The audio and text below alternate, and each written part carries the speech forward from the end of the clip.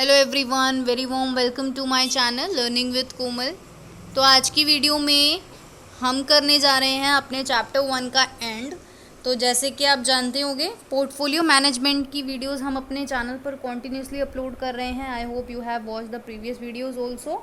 अगर आपने वॉच नहीं करी है तो आपको डिस्क्रिप्शन बॉक्स में एक प्लेलिस्ट का लिंक मिलेगा, आप वहाँ से जाके accordingly topic wise video watch कर सकते हैं। नहीं तो आपको चैनल के प्लेलिस्ट सेक्शन से भी सेपरेट प्लेलिस्ट मिल जाएगी पोर्टफोलियो मैनेजमेंट की, वहाँ से भी आप वॉच कर सकते हैं।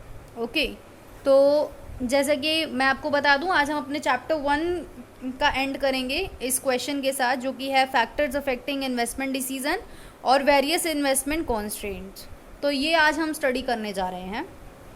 चैनल पर न्यू है या फिर आपने अभी तक हमारे चैनल को सब्सक्राइब नहीं किया है तो मेरी आपसे एक हम्बल रिक्वेस्ट रहेगी, चैनल को सब्सक्राइब ज़रूर कर लें, बेल आइकन को ज़रूर प्रेस कर लें, क्योंकि ऐसी ही वीडियोस हम अपने चैनल पर लाते हैं जो आपके लिए काफ़ी ज़्यादा हेल्पफुल एंड यूज़फुल होती हैं, स्पेशली इन एग्जाम टाइम। और अपने क्लास ग्रुप में वीडियो को शेयर ज़रूर करें, लाइक ज़रूर करें। चलिए फिर स्टार्ट करते हैं। तो जैसा कि आप स्क्रीन पर देख रहे हैं, right note on following factors affecting investment decision और वेरियस इन्वेस्टमेंट कॉन्स्ट्रेंट्स। तो नंबर 1 हम डिस्कस करेंगे कि ऐसे कौन से फैक्टर्स होते हैं जो इन्वेस्टमेंट डिसीजन को अफेक्ट करते हैं, यानी कि जिससे हमारे इन्वेस्टमेंट डिसीजन अफेक्ट होते हैं। तो पहला है हमारा फैक्टर जो कि है इन्वेस्टर का इन्वेस्टमेंट ऑब्जेक्टिव।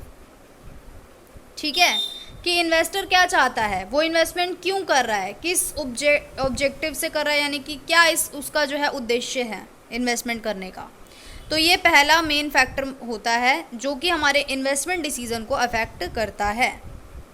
तो generally the objective of all the investors are similar, but these objective can be different on the basis of the preferences of the investor.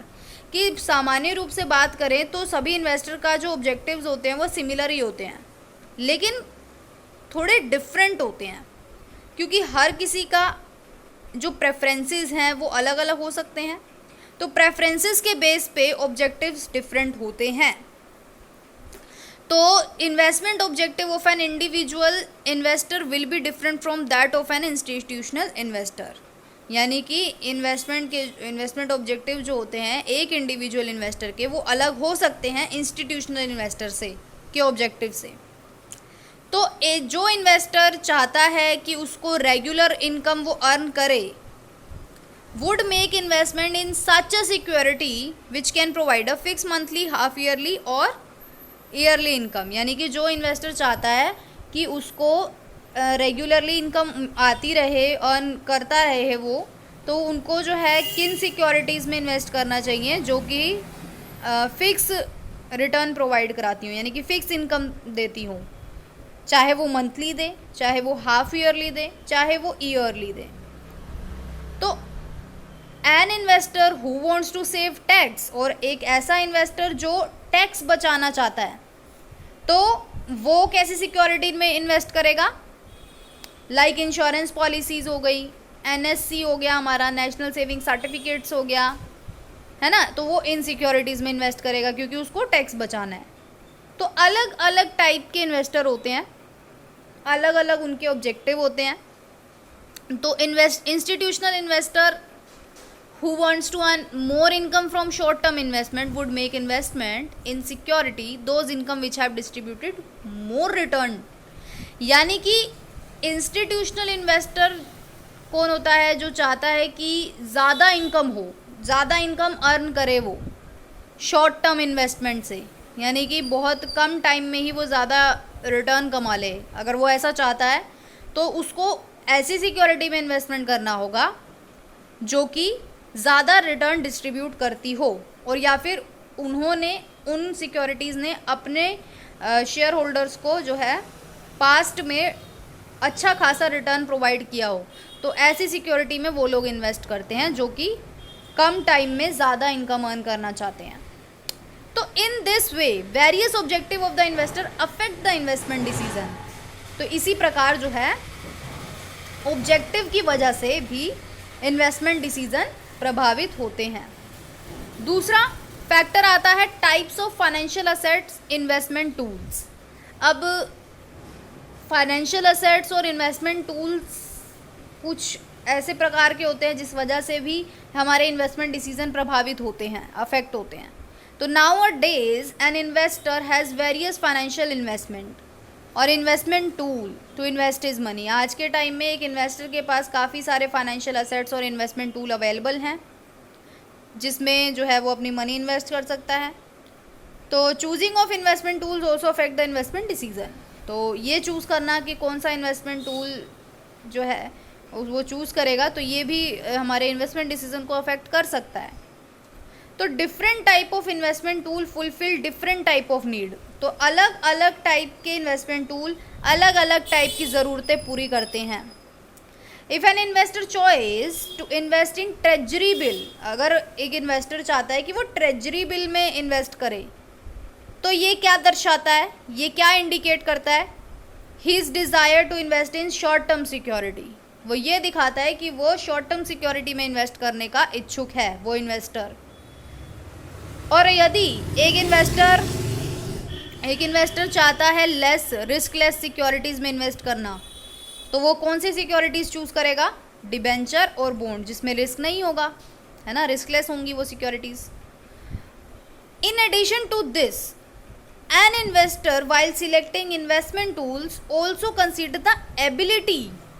जब एक इन्वेस्टर सिलेक्ट कर रहा है इन्वेस्टमेंट टूल्स को, तब वो ये भी देखेगा, एबिलिटी भी कंसीडर करके चलेगा कि उन टूल्स की, कि भाई इनसे जो है मुझे फ्यूचर इनकम और कैश फ्लो जनरेट होगा भी या नहीं, तो ये भी वो कंसीडर करके चलेगा। तो इसलिए कहा जा सकता है कि different types of investment tool influence investment decision taken by an investor. Next आता है timing of purchase and sale of security. अब टाइमिंग भी जो है अफेक्ट करती है। An investor must buy the security when their prices are decreasing. Investor को security buy तभी करनी चाहिए जब प्राइस कम हो रहे हों, और सेल कब करनी चाहिए? जब प्राइस बढ़ रहे हों। बट इन्वेस्टर ऑफनली एक्ट अपोजिटली, लेकिन अक्सर क्या होता है? अपोजिटली एक्ट होता है इन्वेस्टर के द्वारा। मतलब जब प्राइस बढ़ रहे हों तभी वो बाय कर लेते हैं, और जब प्राइस घट रहे हों तो वो बेच देते हैं, है ना। तो when the prices of security are rising, an investor hopes of further increase in the price of such security. यानी कि जब प्राइस बढ़ रहे हैं उस सिक्योरिटी के, तो इन्वेस्टर ये सोच के चलता है कि इसके प्राइस और भी ज़्यादा बढ़ेंगे, तो इसी में इन्वेस्ट कर लेता हूँ ताकि मुझे भी फ़ायदा हो जाए। तो similarly when the prices of security are decreasing, तो सिमिलरली बात करें कि अगर प्राइसेस कम हो रहे हैं सिक्योरिटी के, तो इन्वेस्टर क्या करता है? सिक्योरिटी को बेच देता है, because he think that price of such security will further fall in future. क्योंकि वो ये सोचता है कि भाई ये और ज़्यादा प्राइसेस गिर जाएंगे इसके फ्यूचर में। तो इसीलिए इन्वेस्टर का डिसीजन जो है वो अफेक्ट होता है टाइमिंग पे भी, टाइमिंग के द्वारा भी। तो इसीलिए एक इन्वेस्टर को वाइजली और पेशेंटली जो है डिसीज़न लेने चाहिए। मार्केट कंडीशन में भाई क्या क्या चेंजेस आ रहे हैं उसको ध्यान में रख के इन्वेस्टमेंट करनी चाहिए। इन्वेस्टमेंट अमाउंट कैसे अफेक्ट करती है इन्वेस्टमेंट डिसीजन को? क्योंकि देखो पैसा मेन क्या है, पैसा लगा रहे हो तो अमाउंट बेसिकली। तो main factor which influence investment decision is the amount. As compared to the institutional investor, the investment by an individual investor is small। कि अगर हम बात करें इंस्टीट्यूशनल इन्वेस्टर की, यानी कि और बात करें एक इंडिविजुअल इन्वेस्टर की, तो हम जानते हैं इंडिविजुअल इन्वेस्टर जो है वो स्मॉल अमाउंट ही इन्वेस्ट करेगा, राइट। और एक इंस्टीट्यूशनल इन्वेस्टर क्या करेगा? ज़्यादा करेगा, क्योंकि उसके पास काफ़ी इन्वेस्टर जो है वो लगाते हैं पैसा। इंस्टीट्यूशनल लाइक जो काफ़ी सारी छोटे छोटे इन्वेस्टर से पैसा कलेक्ट करते हैं और लगाते हैं पैसा, वो इंस्टीट्यूशनल इन्वेस्टर होते हैं। तो due to this reason an individual investor decide to invest in mutual fund. तो इस वजह से क्या होगा? इन्वेस्टर क्या चाहेगा? म्यूचुअल फंड में इन्वेस्ट करना, या फिर बैंक में, या फिर फिक्स FD में। तो because such type of investment enable risk free investment, क्योंकि इन टाइप की जो इन्वेस्टमेंट होती हैं इसमें रिस्क फ्री होती हैं, क्योंकि ये स्मॉल अमाउंट होती हैं। और लार्ज अमाउंट के केस में क्या होता है? इन्वेस्टर को बॉन्ड्स या इक्विटी शेयर्स में इन्वेस्ट वो कर सकते हैं। अब हम बात करेंगे वेरियस इन्वेस्टमेंट कॉन्स्ट्रेंट की। वेरियस इन्वेस्टमेंट कॉन्स्टेंट्स की बात करेंगे तो नंबर 1 हमारा आता है इन्वेस्टमेंट प्लानिंग पीरियड। तो इन्वेस्टमेंट प्लानिंग पीरियड क्या है, डिफरेंट है, सभी इन्वेस्टर्स के लिए अलग होता है, अलग अलग होता है investment planning period. This period can be short as well as long, short भी हो सकता है, लॉन्ग भी हो सकता है। तो इन्वेस्टमेंट प्लानिंग पीरियड में lead to a change in the risk bearing capacity. तो इन्वेस्टमेंट प्लानिंग जो है पीरियड की वजह से जो है क्या हो सकता है, चेंज आ सकता है किसमें, रिस्क बियरिंग कैपेसिटी में, और एसेट एलोकेशन स्ट्रेटजी में भी चेंज आ सकता है। तो the investor who have a capacity to bear the minimum risk, कि ऐसे इन्वेस्टर जिनकी कैपेसिटी क्या है, मिनिमम रिस्क बियर करने की है, यानी कि वो कम रिस्क ही बियर कर सकते हैं, may have the similar investment objective which can be depicted only through the time limit। तो वो जो है similar investment objective में जो है only through the time limit, यानी कि टाइम लिमिट के द्वारा ही वो शो होते हैं। तो every investor must formulate investment plan। प्रत्येक यानी कि जितने भी इन्वेस्टर होते हैं वो एक इन्वेस्टमेंट प्लान फॉर्मुलेट करते हैं अलग अलग टाइम पीरियड के लिए, क्योंकि these plan restrict the asset allocation decision, क्योंकि इन प्लान्स जो प्लान्स है वो एसेट एलोकेशन डिसीजन के लिए क्या है, रिस्ट्रिक्शन है एक तरीके से।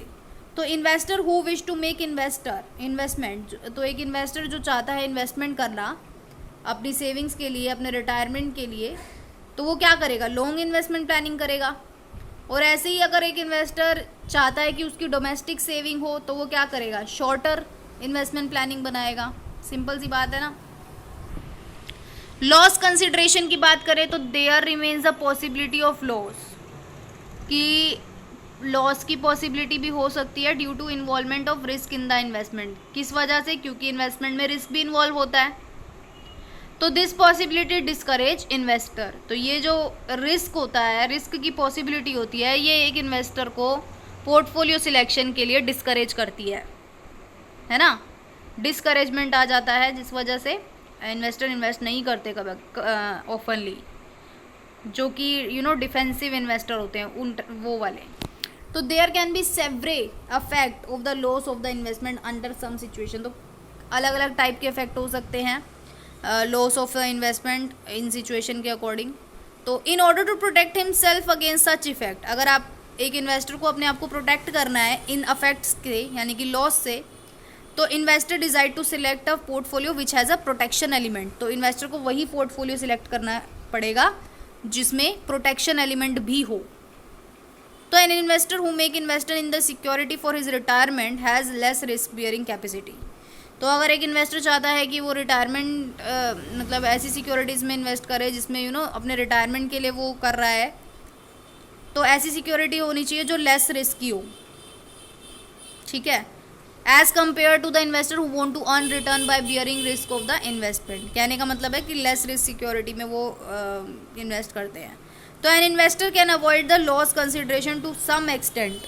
एक इन्वेस्टर अपने लॉस को कुछ लिमिट तक ही जो है अवॉइड कर सकता है।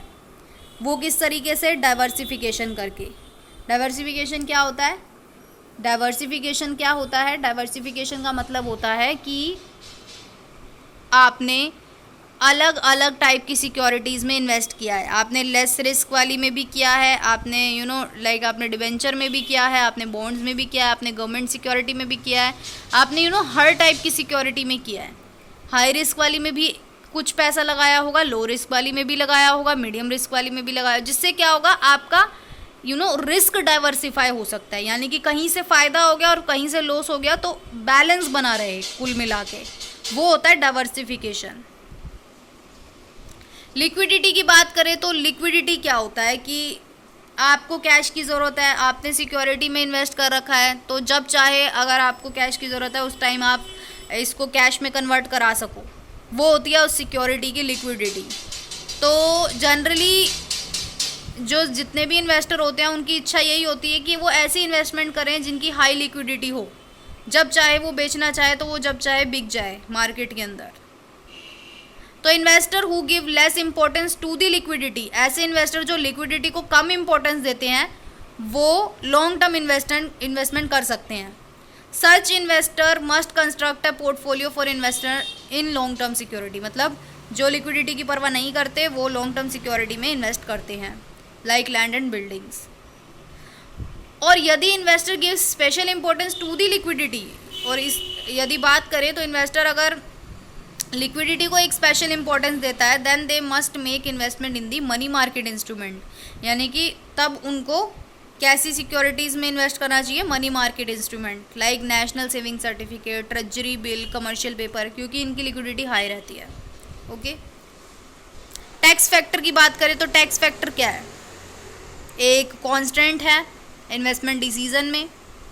तो return received on the investment are subject to various rates of tax, तो जितना भी रिटर्न रिसीव होता है हमारी इन्वेस्टमेंट पे, तो काफ़ी टाइप की टैक्स भी हमें पे करने पड़ते हैं, लाइक डिविडेंड टैक्स पे करना होता है, वेल्थ टैक्स हो गया आपका, और प्रेजेंट इनकम पर भी टैक्स आपको पे करना पड़ता है, रिटायरमेंट इनकम पर भी। तो ये सब क्या है, टैक्स जो है हमारे इन्वेस्टमेंट डिसीजन को क्या करता है, अफेक्ट करता है। तो investment made for various purposes and the rate of the tax on the income received from these are different, which create a constant in the investment। तो इस वजह से क्या होता है, constant जो है क्रिएट हो जाता है। देन आपका आता है लीगल एंड रेगुलेटरी फैक्टर्स। तो लीगल एंड रेगुलेटरी फैक्टर क्या है, various type of legal rules हैं और एक्ट हैं जो कि डेवलप हुए हैं इन्वेस्टमेंट के रिगार्डिंग, इन्वेस्टमेंट के लिए। तो मेन ऑब्जेक्टिव क्या है इन रूल्स का, ताकि प्रोटेक्शन प्रोवाइड की जाए इन्वेस्टर को। Obviously strict and complicated rules create किए गए, है ना, create a constant for the investment. एक एक स्ट्रिक्ट और कॉम्प्लिकेटेड रूल भी हम जो है क्रिएट किए गए हैं इन्वेस्टमेंट के लिए। तो ये भी जो है क्या है, एक प्रतिबंध है, कॉन्स्टेंट है इन्वेस्टमेंट का। तो जिस वजह से क्या होता है, लीगल एंड रेगुलेटरी फैक्टर की वजह से भी एक प्रतिबंध सा लग जाता है। नेक्स्ट हमारा लास्ट पॉइंट है रिक्वायरमेंट ऑफ इन्वेस्टर्स। तो every investor has different requirement, her investor की एक अलग अलग टाइप की रिक्वायरमेंट होती है। हेल्थ रिक्वायरमेंट भी हो सकती है, फंड सिक्योरिटी रिक्वायरमेंट भी हो सकती है, डिपेंडेंस रिक्वायरमेंट भी हो सकती है। तो ये जो रिक्वायरमेंट है, इस वजह से भी इन्वेस्टमेंट एक कांस्टेंट जो है आ जाता है इन्वेस्टमेंट में, प्रतिबंध टाइप का तो आ जाता है। क्योंकि इन्वेस्टर क्या करता है, अपनी हेल्थ रिक्वायरमेंट्स पर ध्यान देता है, तो वो इन्वेस्टमेंट नहीं करता बेसिकली, है ना। फंड फ्यूचर सिक्योरिटी रिक्वायरमेंट्स पर भी ध्यान देता है। तो ये क्या है, एक कांस्टेंट है। आई होप गाइस आज की वीडियो आपके लिए काफ़ी ज़्यादा हेल्पफुल रहेगी। वीडियो को लाइक ज़रूर करें, शेयर ज़रूर करें, कमेंट ज़रूर करें। Thank you so much.